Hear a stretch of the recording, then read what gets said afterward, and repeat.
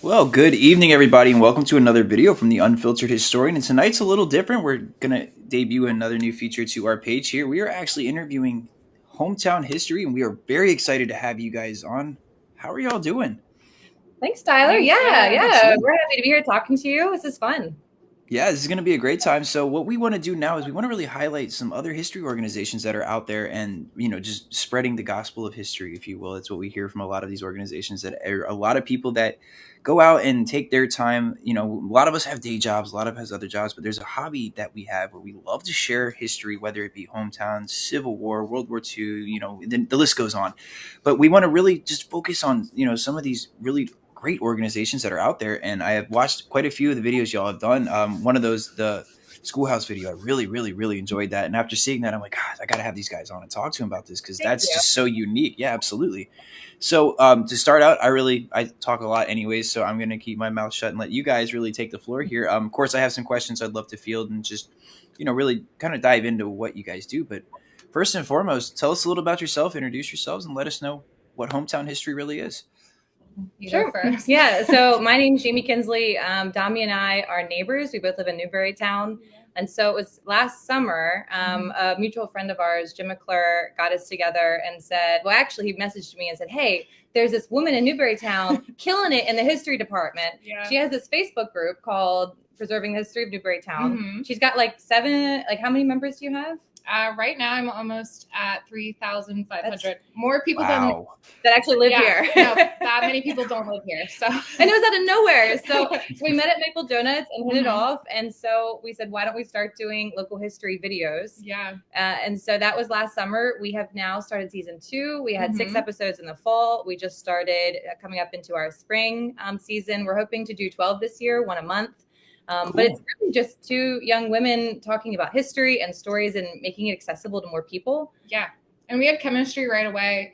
Just meeting at Maple Donuts, we Mhm. really hit it off. And then Jamie invited me down the street to her house, and we met and we chatted for maybe an hour that day, and then we went straight into our first video in season 1. Yeah. So it's been really Wow. organic. Yeah. And you guys do a lot of your events in person too, from what I've seen too. I mean, there are a few you guys have done maybe behind the camera and then some in person, or has this really started out as more of an in person type function? Well, we weren't really sure if we could pull an audience because we're new to this. Mhm. And it was, a really fly by night situation at first. So we talked to local people and we said, hey, if you have a property that's relevant to the topic we're going to be talking about, would you let us film there? And a really nice family has a historic farm in the area, and they said, come sit in front of our historic barn and film your first episode. So it went from That's cool. Yeah, and that's what made it so great. So our first episode was all about the Underground Railroad in York County. A lot of people Mhm. think of the South, but in York County we had the Underground Railroad. And what's Sure. really interesting is that in the 1860s we had a free Black family that owned a farm, and they hosted Harriet Tubman when she was coming through. And so, Whoa. right? York County, we Oh, have man. history. And not only York County, but Newberry Township, which Yeah. no one outside of Newberry Township knows that this exists. Yeah, it's a really So, cool place. Yeah. So then it was just outside their house, outside their barn, and it was very, it was fun. It was clunky, It was 90 degrees. We were sweating. matting our faces. Yeah. Because we just never did it before, and we weren't sure how it was going to be received. Yeah. And we weren't even sure, we didn't want it to be too scripted. We didn't want it to be too casual. Yeah. We wanted to come across like we know what we were doing and that we're professionals, but we wanted it to be accessible Mhm. too. Yeah. And I think we pulled it off because we're in season 2 now. Yeah. Yeah.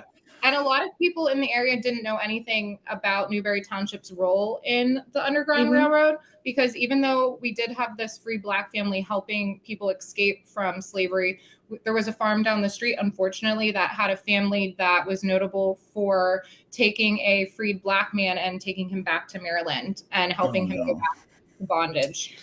And that's one thing that Dami and I try to do in our stories. So, for example, our next story is all about trauma and war in the workplace. And so we looked at soldiers who experienced Civil War trauma and then World War II trauma. And then one specific man named Earl Schaefer, who was the first man to hike the Appalachian Trail through hike. Again, York County, awesome. Yeah.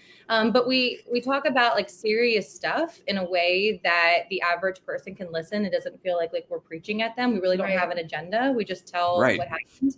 But we don't shy away from the tough stories like mental health and race and gender. Things are Right. important. But we also though try to make it so it's more of like a story, so people actually enjoy listening to us. So we don't sugarcoat things, but we do try to find the positives. Yeah, and then, that's really interesting that you bring that up. The wartime focus in Fredericksburg too. A lot of this, this is an industrial city at the time of the war too. So that's really cool that you guys are talking about that. We have a very similar situation here in Fredericksburg during the battle. For example, there's a Herkamp tannery with a gentleman by the name of George Herkamp. He owns a tannery here. He goes back to find his house completely shelled to pieces, and unfortunately, the ravages of war take place in Fredericksburg, and most of the businesses, buildings, industrialist centers here are just completely destroyed by the battle. So I can only understand just what other towns had to go through when it came to the wars, and throughout history. Even Fredericksburg, we have quite a bit of other aspects of like World War One. There was at the time, what, 1917, 1918, there was a doctor who actually owned some property here, and he's buried in our national cemetery. And he's one of the few Black World War One burials here in Fredericksburg that we have. Who also in the South in 1900s, it was very rare to find a Black doctor who owned Right. a lot of property and in turn practiced in town. So I can only again imagine just some of the stories that are coming out from other townships and areas that have suffered through stuff of that nature. Yeah, and I think some people ask us like, what's new? What's new that you're coming up with? And Right. and what we're doing is we're stringing together stories that happened. But I think what makes our presentation unique, and it sounds like Tyler, you're in the same boat, is that it's more about like what's the meaning behind this? Like how Right. can we celebrate this and talk about how it impacts us today, and talk about how people today can still find medicine as a form of an occupation that they can support themselves in, or Yeah. like about how mental health was an issue after war. We didn't talk about Civil Right. War shell shock. Was it called after Civil Yeah, War? I don't even think they had the term shell shock in the Civil War. That was more It's of a called- World War yeah, One term. It yeah. was just, I forget it was called something. yeah, but it wasn't anything like we consider it today. There was no Right. understanding. It was just, okay, you went away to war, and now you Get over you it. came back. Yeah, Yeah. and you might be traumatized, but that's just how war is. Get on with your life. Yeah. They didn't talk about it, and they didn't swap war stories in a therapeutic way back then. Yeah. If you were a Mhm. Civil War soldier and you went through a major battle, and if you were lucky enough to survive, you wrote a book about it. Yeah. And a lot of times you heavily embellished, but that was how you made your money after the war. So you sort of monetized on your own trauma. Yeah. Oh gosh. So yeah, Wow. which sort of re-traumatizes you all over again. Yeah, So it definitely Sure. wasn't, they weren't sharing it in a therapeutic way, because we filmed that episode at the local VFW.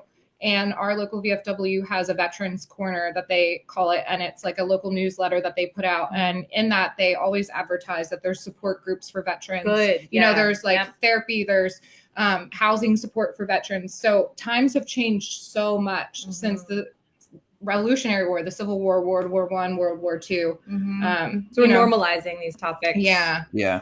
Yeah. And that's I don't know if you guys have seen. There's a new book out that's about mental illness in the Civil War that I've really wanted to get my hands on. It came out I think earlier this year, but I mean, talking about this, that just reminded me that I need to go on Amazon and check that out soon. As I've seen it on there, but it's really interesting to have this as a focus of a topic nowadays too, and it's cool to see other organizations really trying to hone in on that, because it definitely needs to be talked about, because it's something that really affected these men. And like you said, there wasn't really a term or even a focus on these soldiers coming back from such a traumatic experience and addressing what they may have been through. It was, dude, tough it up. You went through war. You kind of, we all did it. So what? But it's not a so what. I mean, this is a very traumatic experience to go marching in with your brother and having them killed in front of you, or a friend that you grew up with. And again, Civil War, we're talking localized areas where it's a community marching together, and then coming home to that community virtually being wiped out. There is absolutely some underlying trauma there. And I think it's really cool to highlight that and to see, again, other people really trying to focus on that and bring those stories out. It does a big service to the people that served in these wars, whatever war it may have been. Yeah, absolutely. And we didn't talk just about the soldiers. We talked about the women that were left behind, and they had their farms ransacked by Confederate soldiers. York was a hotbed for Confederate soldiers marching up through to the Gettysburg campaign. So that was Sure. also something we highlighted on that. War doesn't only affect the soldier, it affects the civilian as well. Yeah. And what it's like to be left behind and having to tend your farm, or even if it was a wife from World War I or World War II, and they were home and they had to raise their kids on their own and go into factory work when they were usually just a homemaker. So that's trauma in and of itself, and not knowing if your spouse or your father is going to come home and be able to support the family. That uncertainty. Yeah. So there's layers to it, and it wasn't just for soldiers that had to go through trauma and PTSD. Right. And I think what we're doing, and same with you, Tyler, is we're trying to talk about the everyday person. Like, of course, we'll highlight heroes and big things that happened, but it's also just like, what was it like to be alive in 1900 in York County? Where did people work? Where did they go to school? Where did they go to church? Because the ordinary person isn't talked about enough, but that's how our kids can relate, because we're trying to get the next gen into it, people in their 30s, 40s, and 20s below. And people, my kids, I teach high school for a living, and our kids are like, well, how does this impact me? It's like, well, let's talk about it. It absolutely impacts you. Yeah, it does. And it's a lasting impact too. I mean, we're generations, beyond some of those wars as well. And it's still today, something that's brought up in almost, I wouldn't say casual conversation, but it's brought up often. And, to have a place for them to hear this or even like begin to understand those stories is just, I think, very important. So, props to you guys for keeping this alive and keeping these conversations going. Yeah. So another thing, and we kind of talked about a little bit how you guys got started with it, but are there any goals you have with hometown history in specific to, York County and the areas around there? Do you guys have any long-term goals, maybe short-term goals with this? We should start our own TV show hosted by MTV. Young historians talking about, I don't know about, I mean, we our goals are that we kind of take it, so we have a yearly goal where we decided that every month we're going to present, and then we're going to check in with ourselves, because like you, this is our hobby, and we know we never want it to feel like a job. So right now we're just really enjoying it. And also hopefully people who are watching, when they comment back, it's just not that we need validation, but it's so nice to see people watching us and commenting. So just that interaction and making an impact is satisfying for us. Yeah, and I think just getting local people interested in local history is one of the main things, because we are in what I would consider a pretty small town, in a pretty small county, in a smaller state. So it's nice to be able to highlight our history and maybe get it out to people that aren't necessarily Pennsylvania local, York County local. We also, with Jamie being a school teacher, we want to impact kids in the high school and the middle school age groups, and we want them to be interested in their own local history and spark conversations. And provide resources to teachers or homeschool kids so they can go and watch. Even like, Domi posts, she's our like Facebook guru. She's definitely that. I'm always on social media. She's great with that and socializing. So on Thanksgiving, she posted a 5-minute video that was just like, hey, are you hanging out with your family? Like watch this minute true and false video, because then people are having these conversations together as a family, which then again creates collaboration and unity and just communication.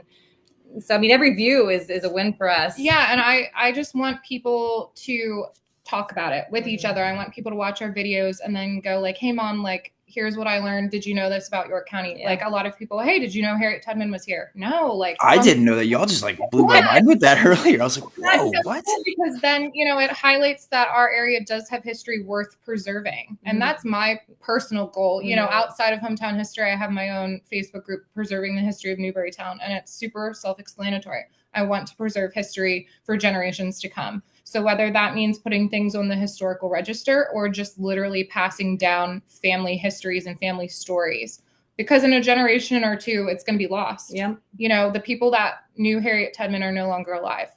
The firsthand experience. So if they didn't write it down, if they didn't share that in an oral history, we wouldn't know that happened.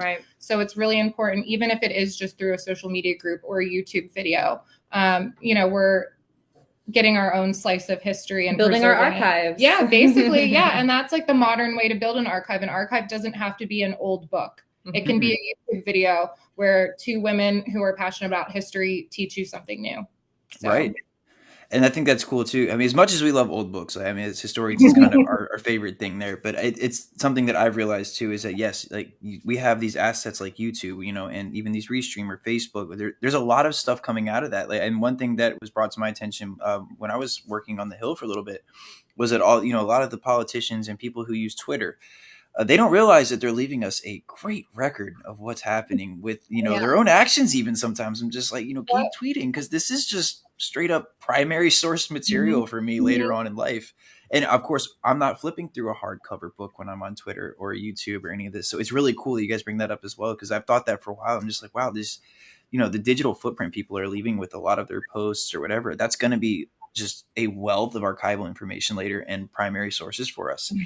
So Right. it's really cool to see how we use the digital field as we go forward as historians and, the next generation, that we're going to be known for talking on camera and talking, especially during the pandemic, we didn't get to have a lot of in-person events. And I'm really happy that you guys had that opportunity, because I had to reformat everything. Like I was ready to go live and then boom, here comes the pandemic. I'm like, whoa, how do we fix this? Like, what do I do? And that's what led to, the starting the Zooms and Twitch and YouTube and, so on and so forth.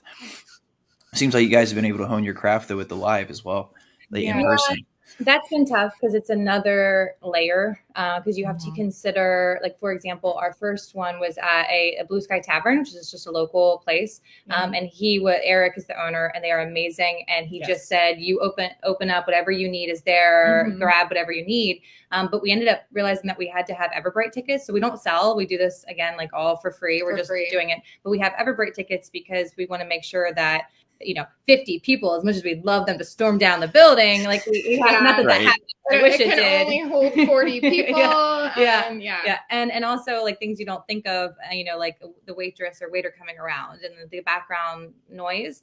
So I encourage anybody who's listening to this is interested to go live, to do your research, to go to the event, to check it out, make sure that your technology works. We were at one point in a cemetery for our episode 4 we did Hill to Die On, and we talked about 3 different cemeteries in New York: Prospect Hill, Lebanon, and then a city cemetery, which is like a potter's field.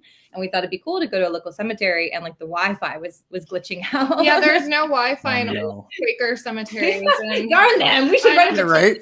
You would think they'd have a hotspot or something. I mean, right? And then we also had to deal. It wasn't just the Wi-Fi, but it was the sun going down and moving, and because there's trees there, and it was like all of a sudden we're in a cemetery in a shadow. Like, how creepy is that?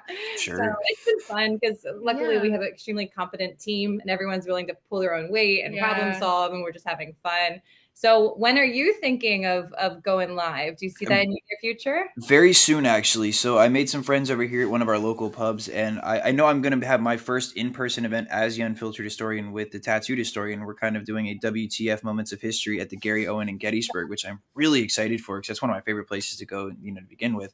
Yeah. So I'm going to do that first. I mean, I'm having a few moments of just myself speaking around roundtables. I'm going to Columbus, Ohio, excuse me, in July, and then England next year. But I want to do something. Yeah, it's going to be, I'm beyond excited. I have the luxury of having a co-host that lives in London. He reached out and was like, hey, there's this guy, Tyler, that wants to speak. So they asked me to come to the London Civil War Roundtable. So I'm working out that as well. But it's, I love that there's a London Civil War roundtable. Do you know there's a whole organization for getting gravestones for, again, I didn't know this until he brought this to my attention. There are a significant number of Civil War veterans who ended up in the UK. And there's a whole organization that just started about getting them the recognition and headstones and monuments put up to their service in the United States. Well, and to your point, people think history is like dead and gone and a part of our past, but that's a perfect example of people working today. And the only way that they could accomplish that is if they understand and then practice and apply history. Because it's really not just about reading in a book. It's how are you going to use this information? Did you know that Domi is a Civil War reenactor? Are you really? Oh, okay. Yeah, 87th PA, Company C, historically out of York County, PA, Adams County, PA, and Cumberland County. Awesome. So I have ancestors that served in the 87th PA, and we're with the FEB, and we reenact. Usually we start with the St. Patrick's Day Parade in York, and we go until Remembrance Day in November. Because of COVID, they don't have the York St. Patrick's Day Parade anymore. So we're going to start with the Battle of Shiloh in Oh, April. cool. But yeah, I mean, York And County. how's that been, like, reenacting? Like, do you face any challenges with that? Has it been, I'd really love to hear about that. Just a really shortened season. A lot of events just can't happen because you can't have hundreds of people together in close quarters. It's been really hard because when you go to a reenactment, you're not being authentic if you're wearing a mask, you know. So like public health has been an issue, but it's also been like, do you want to run around in 90-degree weather in wool wearing a mask? Yeah. So it's been hard, but we're finally getting back to normal. And we have a full schedule this year. We have a website, so if people want to go check it out, it's just 87thpa.org. But you know, we're always looking for new members. Women can be soldiers or civilians. You know, I try to be as authentic as possible. I put my hair up. You know, I'm not wearing makeup out there. I don't have jewelry on. And I'm actually like the same height and weight as like an average Civil War soldier, because it would have been like a younger guy. Their stature was a little smaller back then, and if you wear enough layers, no one can tell that you're a female. Sure. My shtick, but yeah, no, it's been cool. And you saying about the international community that's interested in the Civil War, we actually were contacted by a group of Russian American Civil War reenactors that actually reenact as the 87th PA. Really? I felt like I was in like Inception. Something. Yeah, seriously. It was this really nice gentleman on the Russian version of Facebook that found our website, and he was like, "Comrade, I am in Russia," and you know, it was really. Didn't ask for your social security number. No, right? no. That's good. He sent all of these photographs of them at their own reenactments that they're putting on themselves. There's no spectators. It's just a group of like-minded middle-aged men that are really interested in the American Civil War. I love that. So who knew? You know, and there's also a big enclave in Germany of American Civil War reenactors. I thought it was limited to just England. I didn't know that. It's a worldwide thing. Then this is just completely worldwide. Yeah, and I mean, we've been at one of our things that we love to do every summer is go to the PA Monument in Gettysburg, and we do a living history for 2 days. And we've met people from Japan and Ireland and England and like every country you can imagine, and they all talk about how much they love Abraham Lincoln and how much they love learning about the American Civil War. That's cool. But then you go to an American high school, and most kids can't even tell you what color uniforms the Confederates wore, right. Or, you know, Yep. what was the Civil War about? And then you hear all of these people from other countries. Diehards. Yeah, and you realize like how the ripple effect, how American politics and American war affected the entire world. So yeah, it's been a learning experience. You always learn something new when you're out Civil War reenacting, that's for sure. Sure. And we have on I guess on Facebook the comments aren't posting like they normally do, but Darren Rollins, who is my co-host here on the Unfiltered, he says it's great to have other enthusiastic young historians like us. And then 50,000 in reference to, I think, the veteran. I don't hope is that the veterans that came over there, or is that just the interest level? Don't trust the Russians and UK. I would like to say though that it was really, when he contacted me, he made a point to say that not all Russian people are political. You know, he said like this is just a hobby. Yeah. So he wanted to remain as politically correct as possible. So, absolutely. I should have warned y'all about Darren, first of all. This guy, he's taught me a vocabulary. I call it my British vocabulary has been so expanded since knowing him. Like all these different things that we would call. He says aluminium for aluminum. Just a little side note there. I know that was a conversation starter right for now, as he's watching this. He is watching. He's going to probably comment really quickly back and remind me that it's aluminium in England and that we say it very weird. And I had to remind him that, hey, again, there's a reason we won that war so long ago that separated the two of us, okay? But that's the fun thing about having a co-host, like, you know, and you guys are like close in proximity, so I have to deal with a guy all the way across the pond, which, I mean, he's my best friend. This guy has been incredible to help with this brand, so it's interesting having to work, you know, miles and time zones apart, but we somehow make it work. And I'm sure you guys have it too. The banter, I think, is one thing I want to bring up. That is something that really makes these organizations awesome and fun for other people, because we get to joke back and forth and just show there's just a real camaraderie in what we do, I believe, which helps with the hobby too. Because if this was a job, you know, when we go in, we have coworkers we like, we have coworkers we don't like. It wouldn't be the same if it was a job where you had to sit there with all those coworkers and be like, oh, here we're back alive again. But when I could turn around and be like, I'm taking your tea and throwing it in the Rappahannock next time I see you. No, it's nice that we did have chemistry from the start, Yeah. and we've made it a point that we pick topics that we're actually interested Yeah. in, and we're friends in real life outside of our hobby, and that's been nice too, because it's like, okay, I have a friend, but I also have a colleague. Yeah. So, Exactly. Yeah. Well, and one thing that Domi and I are trying to do through this is to show the other young women too that history is not just for men. Right. And also, I think that in a lot of American culture, there isn't always a lot of positive female relationships. Right. And so we're trying to demonstrate that, like, we're not competing with each other. Like, we just want to support one another and just be good role models for other women to see that they can break through this. I think there's still a glass ceiling with history. And so they can break through it. And so we're trying to role model that for them. Yeah, Jamie's success doesn't take away from my success. And I mean, the more people that Jamie can get to view our videos and the more she teaches people, it's benefiting me in the long run, and vice versa. And we have different hobbies, and we each bring something different to the table. You like to be more scripted. Yeah. I like to come in with like the random comments out of nowhere. She's just super witty, and I'm like, that's not in the script. Like, we have to follow the history. Yeah, I'm like, sorry, I have like a weird personal anecdote that I need to talk about, like milling in York County. But yeah, so we bounce off of each other really well. So as long as we can keep it professional, but also casual, and that people can take a lesson away from it at the end of the day, I think we've been successful. Well, and that's what's interesting. So people who are watching, if people are interested in starting like their own type of YouTube channel or mimicking what we're trying to do in some way to just try to extend history, we weren't necessarily friends first. Like first we found history, and then we just kind of grew together. And so if people are watching and they're thinking, okay, who in my head, who can I partner with? Put yourself out there on Facebook. See if you can find someone in Russia to be your friend. Start your own channel with. It can be someone random. International diplomacy. That's what happened with me and Darren. I started out doing. I'm really almost embarrassed to say my name now, but I was Mr. El Coolio for the longest time on Twitch and all these names. It was the worst name ever. But I did a program on one of the other Civil War pages about Gettysburg, and I partnered with Darren. And I haven't known him. I've seen him around maybe a few times, but I didn't know who he was really about him. And that video was it. Like, we fed off each other well, and immediately we're able to start joking, and then, but seriously, also like collaborating together in that same video without the prior, hey, this is my buddy. And it blossomed into a great friendship to where I was like, look, don't get a hotel. You can come stay with me for your week in Fredericksburg.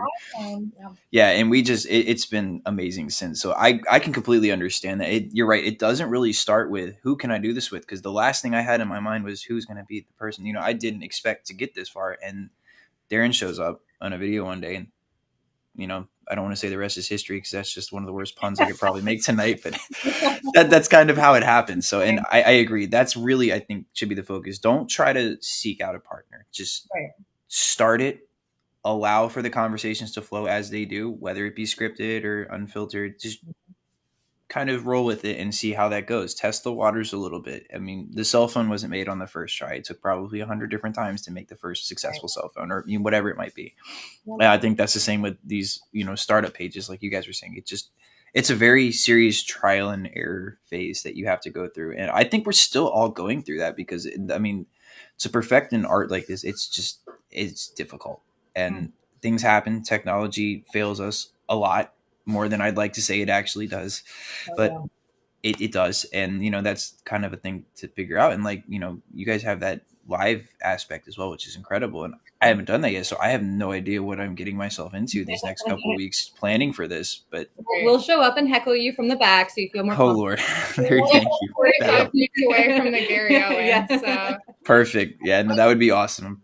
The thing that people have to remember too is you're not going to make everyone happy all the time. We can't choose a topic that everyone is going to be interested in. And there's people who aren't going to watch us just because we're women, or just because we're talking about York County history, and that's not what they're interested in.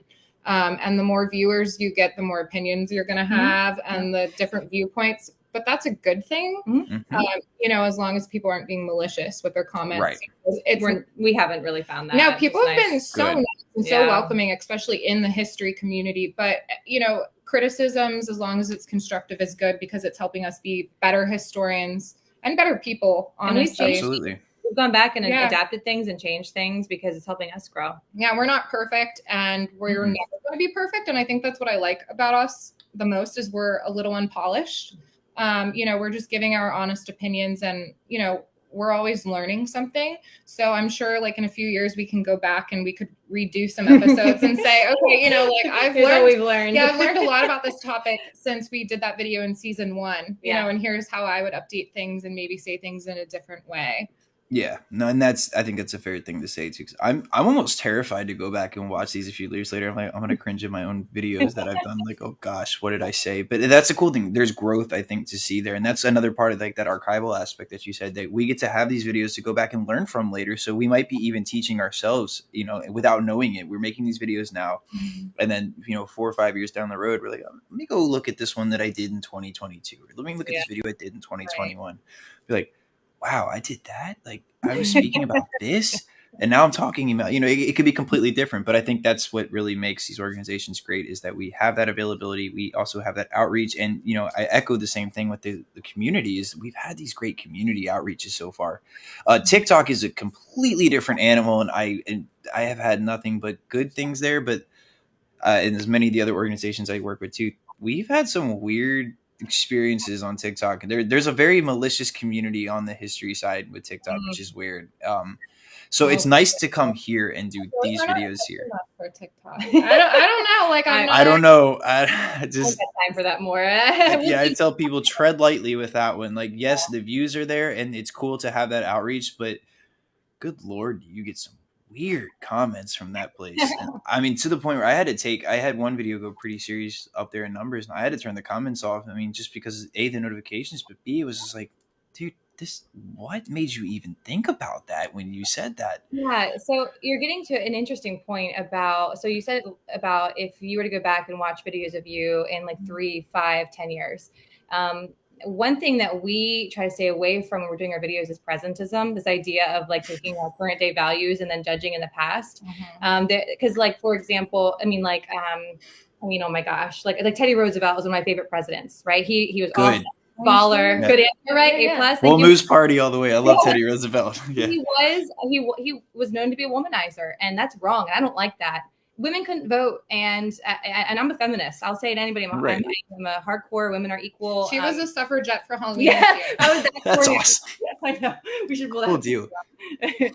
But when so for example, our third episode was called "People of the Golden Venture," and we looked at a group of Chinese refugees who came over to the United States, and they were imprisoned. For 4 years, 50 of them were in prison for 4 years with no legal counsel, with no representation. Mind you, this was in the 1990s. So it wasn't even that, right? It wasn't even that long ago. Yeah. And so that was kind of a dark. Oh my gosh. Our history. Yeah. I mean, Golden Venture, look it up. Of course, watch our YouTube video. We're on obviously YouTube. But this is a shining moment then of York, where they were kept in the justice system without justice. But then hundreds of Yorktownians came together and held vigils every single Sunday, holding prayers and trying to raise money. And people really came together. And so we have these moments where we don't want to judge the past, but also like, that was wrong. Like, they shouldn't have done that. And learn from the past. Right. And by bringing attention to it, we're almost like modern day muckrakers, we're trying not to elevate what we do. We're simply just making these videos. But by having just someone hold people accountable, and that if you do something that we're going to talk about it, we're hoping that it just keeps everybody a little bit more transparent in our community and honest as well. And that's a topic that I never knew anything about the Golden Venture until Jamie brought it up and said, hey, we should do a video about it. So I completely learned everything about it that I could up until the video. And then even just filming our video, Jamie taught me a few things about it that I didn't know. And we actually met with the lawyer. He represented them, correct? Yeah. Jeff Lobach and Cindy Lobach, his wife, was the masterminds, both of them behind the whole thing. We filmed that episode in their basement. Yeah. Oh, cool. Yeah. So, being able to meet them and get that firsthand account of what actually happened on their side of the story was great. No, I can only imagine. I mean, the 1990s was so not long ago at all. That is absolutely insane to even think about. I mean, I had no idea. Yeah. All right. So Darren responded. We got some more responses here. He said 50,000 British involved in the American Civil War. Okay. That's a significant amount of British involved in this war. Yeah. Right. Yeah. Then he threw a T comment in there that I told you he was going to clap back at some point, and he had to bring up the air bed. Do you guys want to hear that quick story real quick about the air mattress? Sure. That, oh my gosh! So I live in a 2-bedroom apartment. You'd think I'd have another bedroom, but with a bed, but I didn't. And he came over. He's like, "So am I sleeping on a couch?" I was like, "That's the plan. I told you you're going to be rough." And he goes, "Nah, we're going to go get an air mattress." And so he just continuously rails me for not having this air mattress set up for him in this whole like elaborate bed plan. So we now have a permanent staple in my apartment. There's an air mattress. Anytime Darren flies in from the UK, he's got this air mattress we're gonna roll out, throw on the floor, and give him his own bed here. So I think I can't get by without him throwing that comment in there. That's But great. it He's is. Who? Does he film with you sometimes? He does. So we have a segment called the Unfiltered Conversations is what we do on Sunday, but it's normally just like the general topic of when we have folks on and we want to talk, because that's the whole thing about this page. But him and I are the one that start. We started it with unfiltered coffee. Just it was a jab at him for drinking tea. So I was like, hey, yeah, unfiltered coffee or coffee and conversations. We went through a different, just couple names jokingly, but Sundays normally him and I get together and he braves these late hours to stay up with me when it's only like 7 my time, where it's like, oh, it's not that late. I got to teach in the morning. But he's always like, mate, it's like 2 a.m. and I'm up talking. Gosh. And sometimes we just lose track of time and be like, man, we've been on for 2.5 hours. And he's like, yeah, I know. I see the sun coming up and the birds are chirping. I'm like, oh man, I'm so sorry. But that's the thing. Like we just, we really don't script anything at all. We just get on like, what are we going to talk about today? He's like, I don't know, just press that live button and let's just start jabbing each other. I'm like, okay. And then that leads into some serious conversations. He just got back from Torrington, which is a battle I didn't know anything about till meeting Darren. 1646 English Civil War. And they did some really cool stuff. I mean, they went marching through the entire town with torches and like reenacting by walking and marching and commemorating this really interesting battle where it was all culminated by the explosion of a church. And I mean, stuff you wouldn't think about ever. And his friends doing live videos from a house that was built in 13 something. And I'm like, first of all, like somebody's living in a house from the 1300s. Like, yeah, that's so cool. Yep. Right. So it's cool to have that aspect and have a whole different segment of history that I virtually know nothing about. Right. And again, for us, we're like, okay, house in 1300s. To us, that's insane. To them, it's probably nothing. It's like, okay, I can check out this one from 1000. Like, yeah, right. Right. Like, I'm sorry that our oldest house is like 1607. I'm sorry that we have, just these few little 1600s thing. It's laughable to them, but at the same time, it's different. And it's a unique way to partner together and try to come to the same common ground of we're all trying to keep generations and generations of history alive. And there's so many different ways to do it.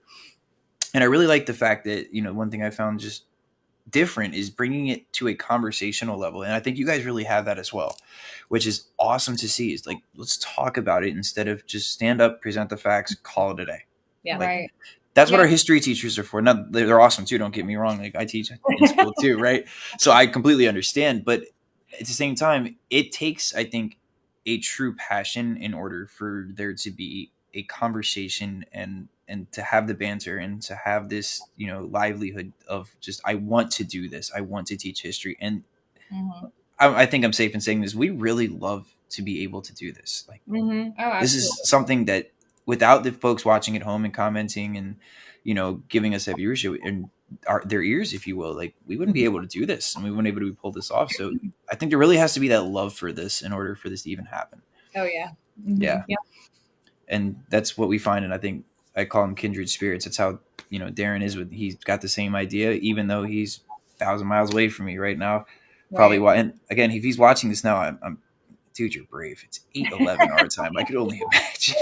And I think we would be remiss if we didn't talk about Jim McClure and his mentorship with us. Yeah. So Please. he was the editor for our local newspaper called the York Daily Record for a number of years. I think like 15 years, and he can correct me on Facebook if I'm wrong with that.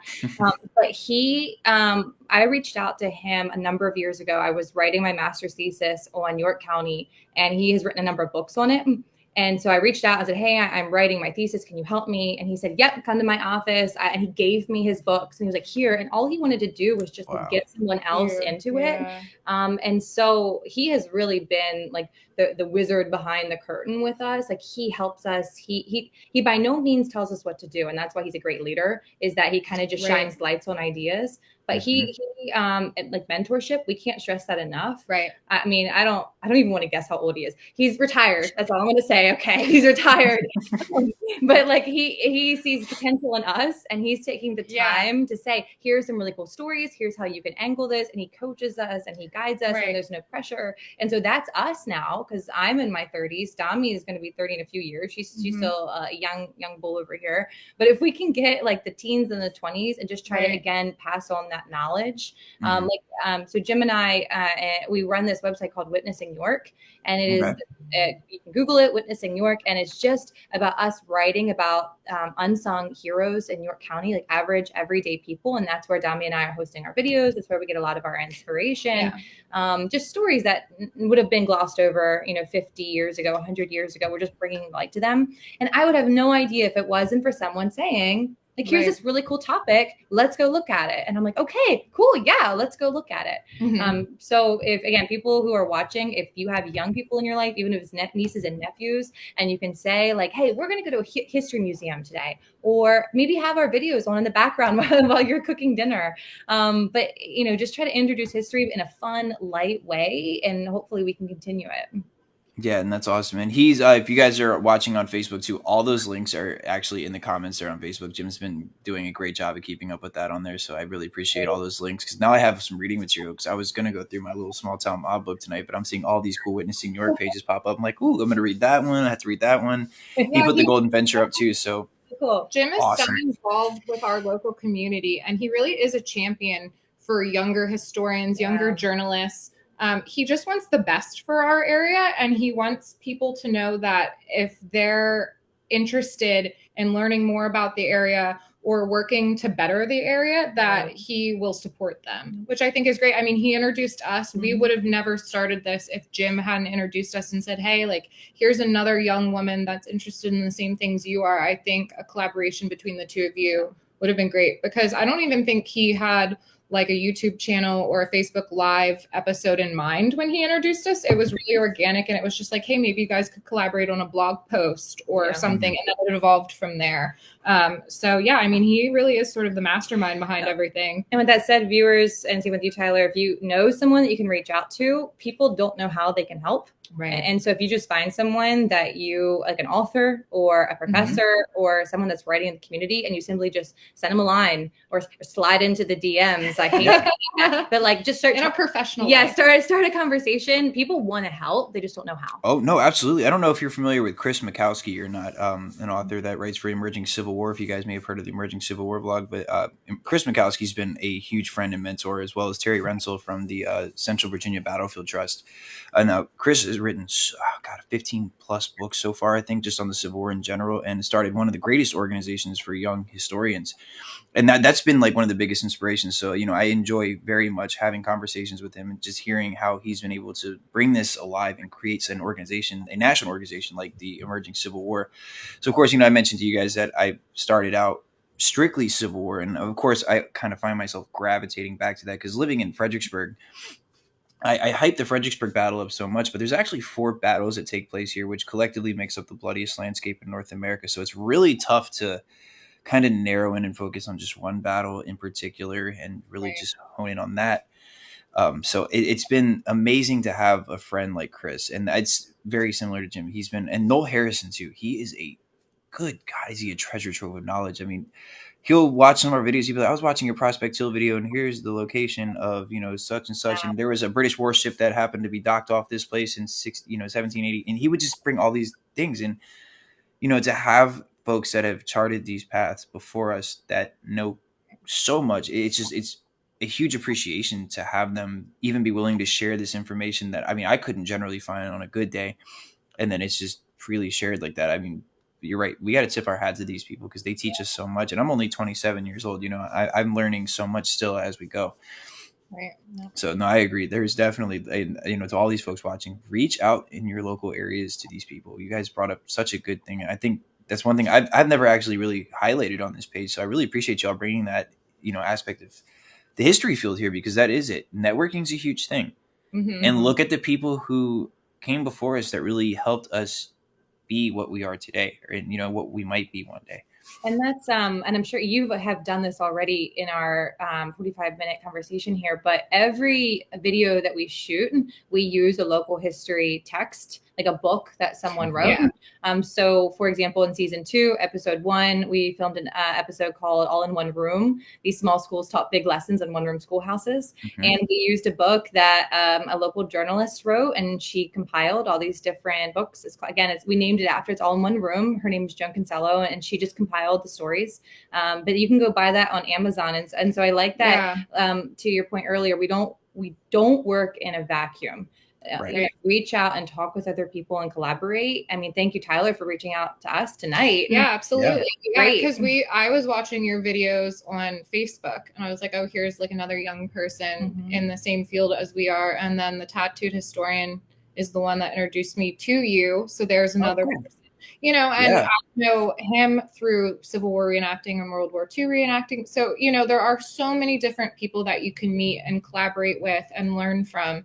And again, it comes back to, you're not in competition. Yeah. There's always something to learn, and promoting someone else's book, promoting someone else's YouTube channel is not taking away from any success that you could gain from your book or your interview. And sharing stuff. Like, one of the reasons why Domi's Facebook page got so popular is that she is a channel where she just posts other people's stuff all the time. That's awesome. She's a connector. Yeah, I try and highlight local businesses every day. I try and promote local events.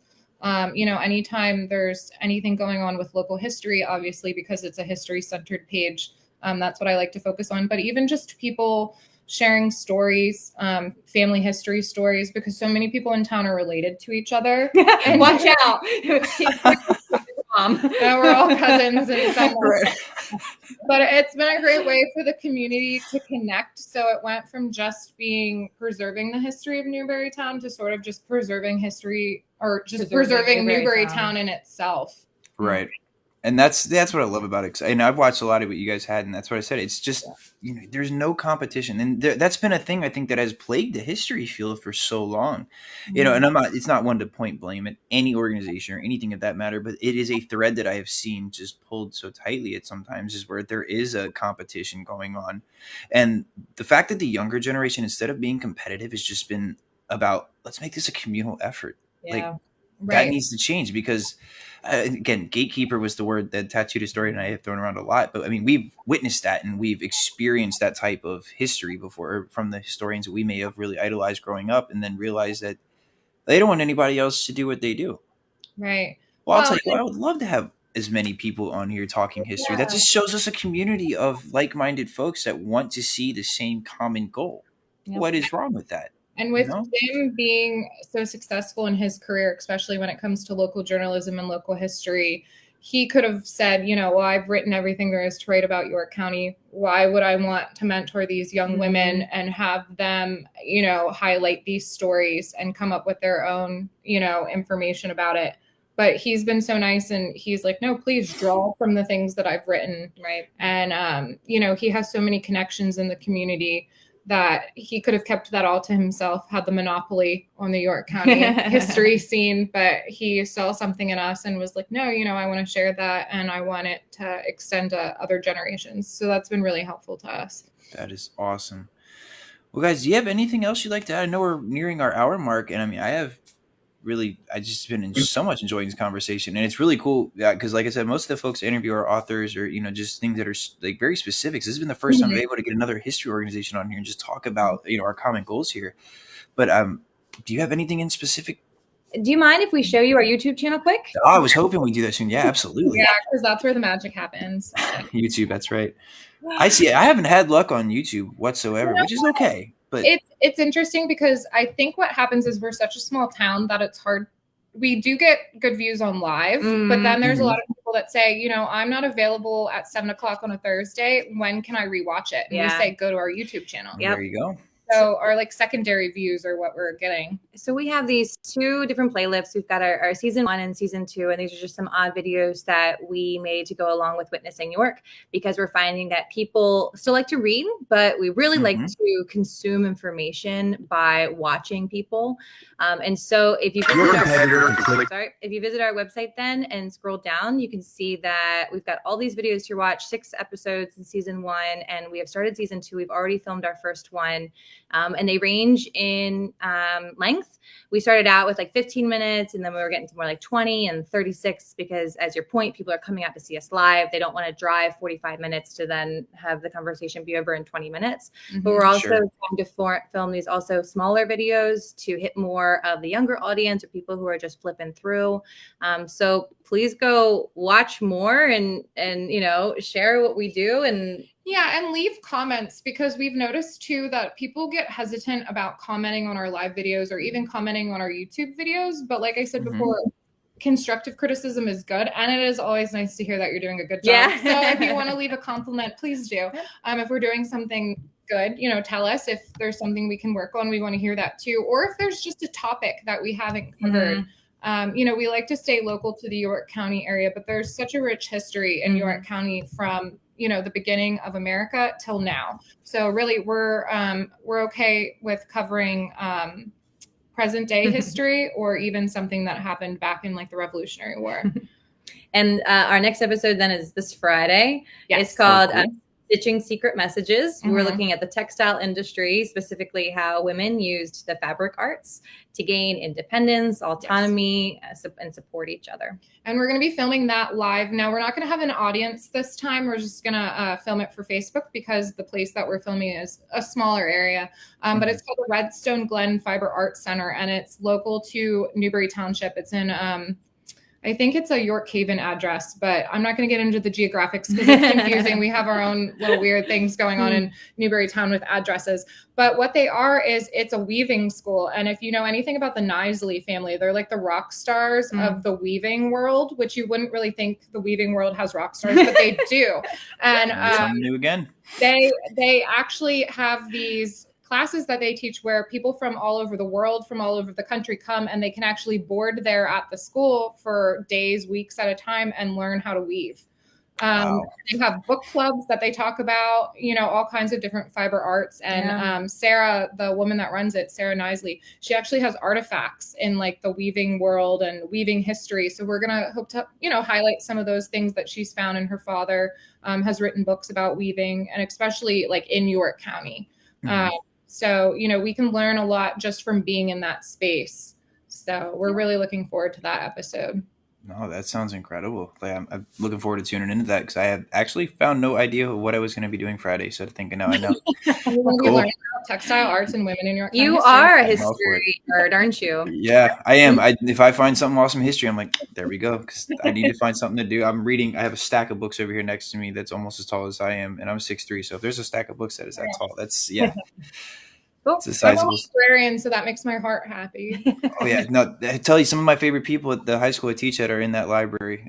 That is one of the coolest places to go. And we have lucky to have a connection with the local Civil War field in our library. Unfortunately, I've noticed a trend that a lot of the students don't check out the books, because we were donated some of these books in the 90s that haven't been opened at all. Oh. So you need to put that candy in it.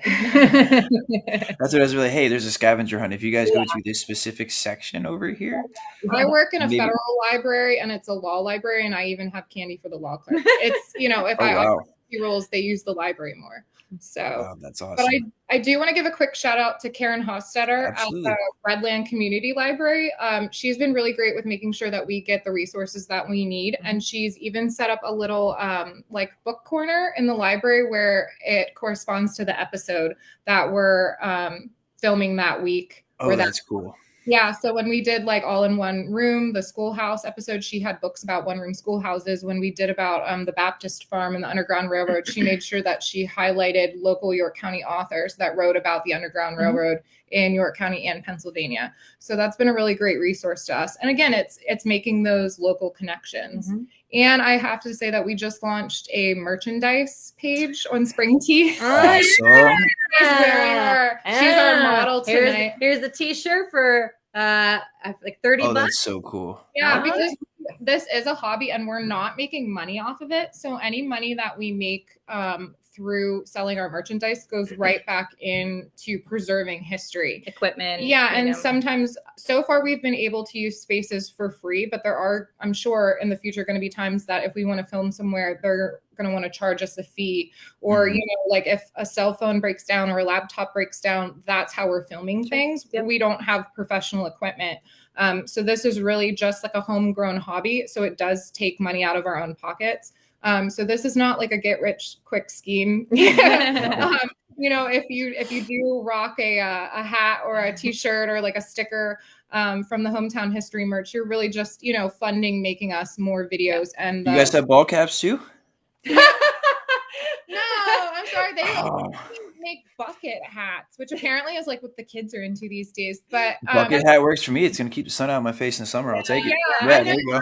I like ball caps. I usually wear ball caps. I only wear my hair down for these videos. Usually it's under a hat. But It's been my trademark. Apparently, I make a joke. My daughter doesn't recognize me without a hat on because I haven't seen her. Yeah, you never shave your facial hair, because my dad shaved once in my entire life, and it was the scariest moment. Are you a never knew? You always have your hat on. Never knew. Always.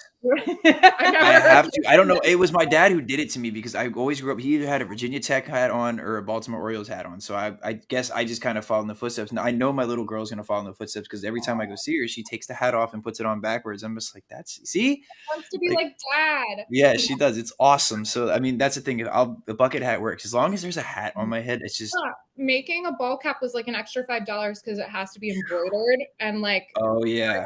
We're not at that level yet. No. $5 is like. When I can start paying an extra $5 to get embroidered hats, then I know we've made it. I'm telling you, even the Unfiltered hasn't gotten that far yet. We're like, we can't even get a ball cap. Like, I mean, that's the day. I can't wait to finally snap that Unfiltered ball cap on, but we'll get there eventually. Cool. Well, thank you so much for having us on. Yeah, really this has been amazing, and thank you. And you know, hopefully your viewers, you know, give us a shout out or something, and come see our YouTube channel. No, absolutely, and I'll make sure I share this on the Unfiltered page. That way, it's again just cross everywhere, because everybody can see it. And if you guys are watching, please do give these guys a like and a follow. And y'all should tune in Friday too, because we're not streaming. We're gonna all be watching this, so I definitely look forward to seeing what you guys have Friday. And if there's any time you guys want to come chat, you're always welcome on the Unfiltered. We love having you, and we love the support. So. Yeah, thank you guys so much for joining, and everybody that watching at home, thank you so much. We will see you guys on the next one. Yeah, thank you. Woo.